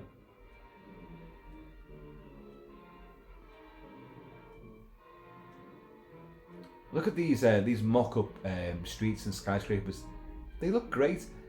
People thought this was filmed in New York. These sequences. No. Miniatures, folks, miniatures. And stock photos and matte paintings. Which are wonderful. This looks wonderful, doesn't it? It does.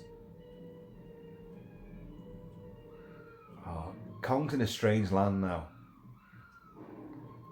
So what can he do? He can only react with hostility, can't he? But he's got air. Now, something else I should say. See all the neon signs? If you get a chance to look at any of the neon signs, they are all in-jokes. They're all cast, crew, and names from the story itself. Just as in-jokes. Look at this. Imagine seeing that coming out of the street. You'd be like, what the fuck? The L train. The elevated train, known as the L train. I love it. Everyone's hanging out the windows. The building wobbled there. I think that maybe I saw the building wobble. I've always noticed it, but I couldn't remember what bit it was. The building wobbled then. Look at this. Oh, I can lift this. Look, it's the Norfolk Southern train about to be derailed again. Kilt-Man, stop being political. I ain't. Oh, fuck! The death and decimation on this alone would be catastrophic. Imagine seeing that in the window, you're like, oh, fucking hell! You just come home from work, there's a fucking giant gorilla face in my window. If you look, you'll see little puppet people, little animated people coming out of the windows trying to escape. Look, you've got older birds getting squashed and all sorts. No holds barred in this movie. Look, see the people crawling out. Look, little animated puppets. And you got all these now. Nowadays, they'll be filming it on their iPhones, wouldn't they? Devastation. This ridiculous fucking police broadcast.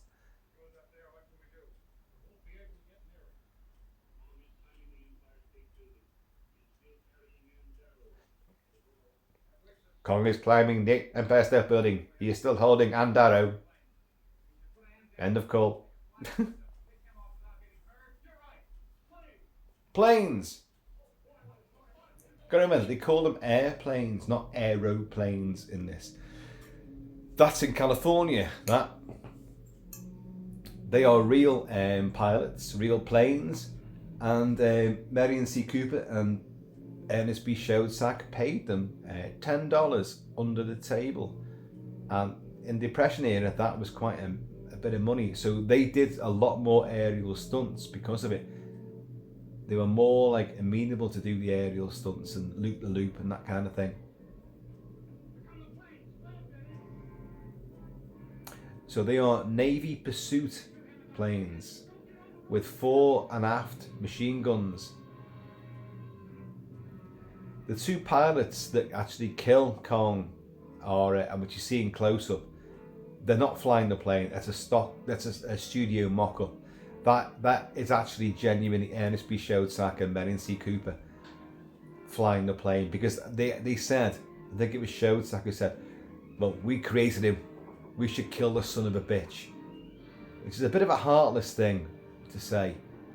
I get it, but I think that harkens back to, that's them. Cooper's flying the plane, Schoedsack's firing the gun. He's the chief observer, but he's firing the aft gun. Look at this. Matte paintings and the stock shots of New York.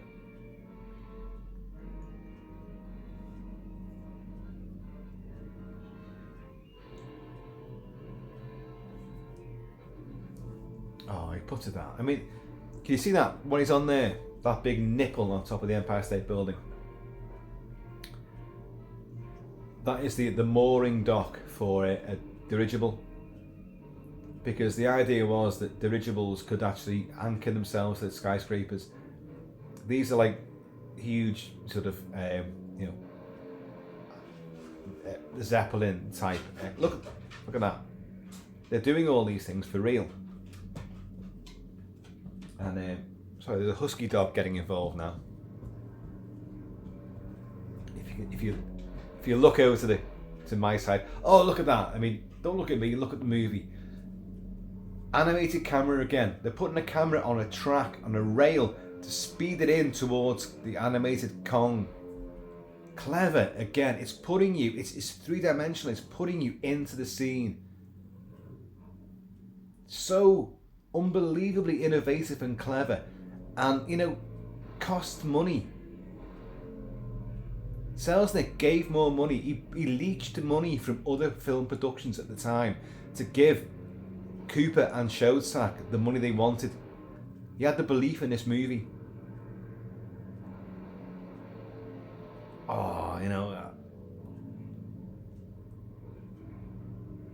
What's been cut out there is there was a much longer ascent of Empire State Building. Oh, you got one. You got one. Remember you took out the pterodon? I wish he'd take out more. I think he's getting hit as well. You can see the blood. You can see the impacts. It's not. It's nasty. It's horrible. Look, he can't comprehend it. What? These aren't teeth and fangs. I don't understand it. They're over there. How they hurting me? And the buzzing, that incessant buzzing, drives you mad. Come on. The weird thing is, he's killed so many innocent people in New York. And yet, you feel sorry for him. Because he's not his fault, is it? Oh, look. That dirigible thing, it never actually happened. There are many famous pictures of the US Navy dirigible called the Los Angeles moored up to that mooring anchor, that spire, and people walking across a bridge to board this dirigible. Never happened. It's fake. No dirigible ever anchored to a skyscraper in New York, ever. Oh God, Willis O'Brien. Put a soul into it. It's an armature, 18 inches tall, sometimes much smaller. Look at these bastards. You know, when you think about it, they made the movie, they created the genius masterpiece, but look at the glee on them at the end when they're finishing him off. No. Oh.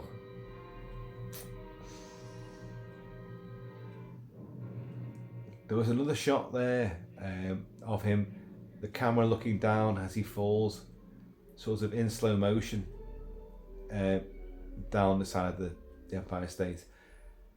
Peter Jackson did that with his remake in 2005. This is a very rushed conclusion, I'll be honest here. But you've got Kong in the foreground, bleeding.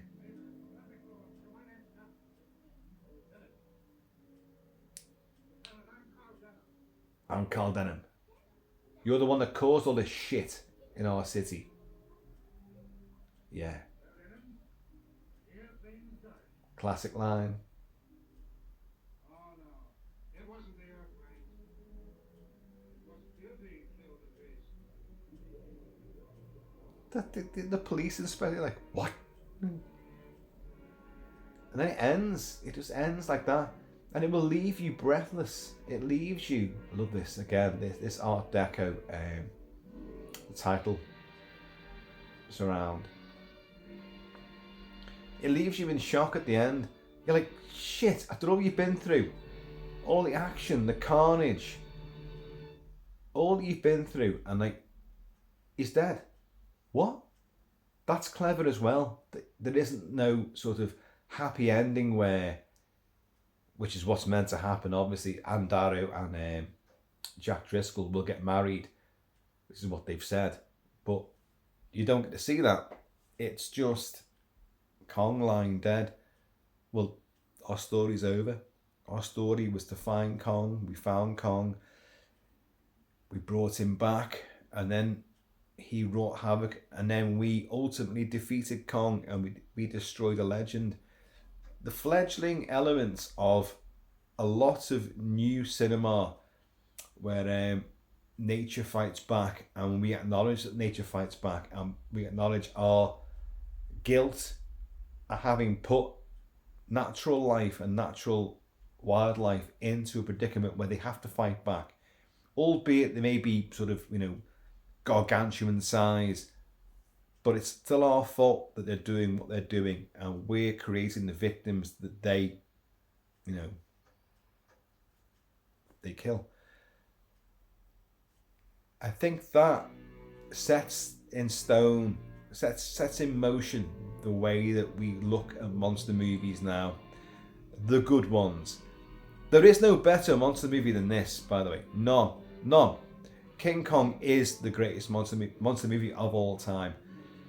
I could go on about Frankenstein and Dracula and the Creature of Black Lagoon, and of course, regular viewers know my favourite monster of all time really is the Wolfman or the werewolf. But that's a separate entity. There's sympathy for the Wolfman, there's sympathy for Frankenstein's monster, there's sympathy for Kong, obviously. But Kong really isn't supernatural. He is a natural beast. Just happens to be like a throwback, a particular genus of an unknown species of I don't know. What's that huge ape thing? Gigantosaur? No, I don't know. Ursus Gigantosaur? No, that'd be a bear, wouldn't it? But I don't know. I've been drinking a fair bit of whiskey. I'm way into the new one right now, so yeah. Folks, that was King Kong, the 1933 masterpiece. Remade in 76, remade in 2005, sort of re-looked at in 2017 with Kong Skull Island and all that crap. Toho Cinemas, Toho Studios did their version of Kong in the 60s. You had King Kong Lives, you had Son of Kong, you had sort of variations, yeah, like Mighty Joe Young as well, and the remake of Mighty Joe Young. But Kong himself cannot be imitated, cannot be copied, cannot be repeated. That movie you just watched, it's just one of the greatest. It's cinema, it's big, it's brash, it's an adventure, it's a monster movie, it's a horror story, it is a gut-wrenching ecological drama, an environmental travesty, but it's full of mystery and suspense, thrills, spills, death aplenty. I've said before, it's not a kids' movie, but many of us of sort of my day and age and onwards only discovered it as kids. It's the first film I ever saw. I've discussed this many times. I'm not going to go into it now again, but it's a film that proved the foundation for me to enjoy and obsess over movies from my earliest memory is that film, King Kong. And look at it, the effects, the monsters, the suspense, the action, the whole heightened drama, and the score. I'm a massive fan of movie scores, as you guys know. Huge, vast, incredibly vast number of film scores. Many, many rare. Many I probably shouldn't have, but because they're not been released officially. But I've got them all and I love them. And it's Max Steiner's music which made me aware of music as a medium aside from the film. Up until that point, you'd never had proper film score composed for a film. He did it, and there was critique about it. When the film got first released after the New York premieres, they were saying, the sound design is amazing. And Murray Spivak doing the sound design, the actual effects, the gunshots, the roaring, and King Kong beating his chest, which was done by Tim Sticks on the back of his partner, Elliot. He put a microphone on the front of Elliot's chest and he'd smack his back with a tip stick, and and that would be the beating of the chest. But it worked, and obviously recording animals and all that kind of stuff. And the 2.2 rifle gunshots, which wouldn't warp out the microphone, were used for all the gunshots in the movie and then manipulated. But Steiner created a film score with The Most Dangerous Game the year before, but he did the score at the same time as he did King Kong, because they filmed Most Dangerous Game and King Kong at the same time. But because there was no massive elaborate special effects lasting months and months and months to put him into the movie, and then editing and all, Most Dangerous Game came out the year before. So officially, the first official film score really composed for a movie would be that a year before. But really, it should be this, King Kong. And it's outstanding. It's just one of the greatest film scores ever. So, folks, anyway, that was the King Kong watch-along, commentary, watch party, however you want to call it. And we've done it. If only we had the Lost Spider sequence. If only. You know, one day before I die, I really genuinely hope someone goes, we found it. We found it. And like, I could be on my deathbed, but if someone, big granddad Kilt-Man, and I'd be like, with like long grey hair down here. I'll be on a bed of grey hair, and they're like, Kilt-Man, they finally found the lost Spider Pit footage, and they've put it in the movie. But they've gone like, well, they're about to turn him off from his life support machine. I go, no, keep me on. I'd find the energy to watch that sequence. And then if someone came and said like, oh, by the way, Kilt-Man, we want to do another Escape from New York movie. We want another Snake Plissken movie with a really, really old Snake Plissken. And I'd be like, I'd bound off that bed. I'd poke an eye out. And they go, damn, he poked the wrong eye out. He was blind in the other eye anyway. You know, and I'd be like, I will be Snake Plissken for one final adventure. I know. Even though I'm 125 years old. Folks, cheers you all. I have been always shall be Kilt-Man. Please, in the meantime, and it's ever incredibly hairy and simian suited in between time, keep it kilted, keep it Celtic, and I am going to see you all later. But cheers, y'all.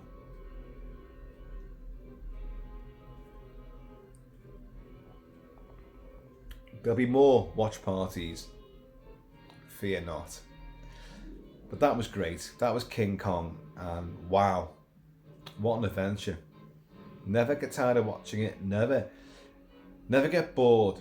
Never lose the excitement and the thrill. Skull Island is one of those places in your imagination which looms large, and you want to go there. You want to go there, and it's that suspense of seeing that wall, what's behind, and then finally when you break that wall, that barrier, and you go beyond. Oh God, there's no holds barred. Anything can happen. Anything. And then you've got the whole love affair with Kong, an animal. We love animals, and seeing animal in pain, even if it's a big, huge, ferocious beast, but it's only doing what it does.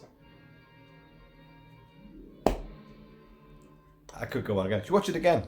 Let's watch it again. Let's do it again. I'm joking. Folks, I'm going to see you all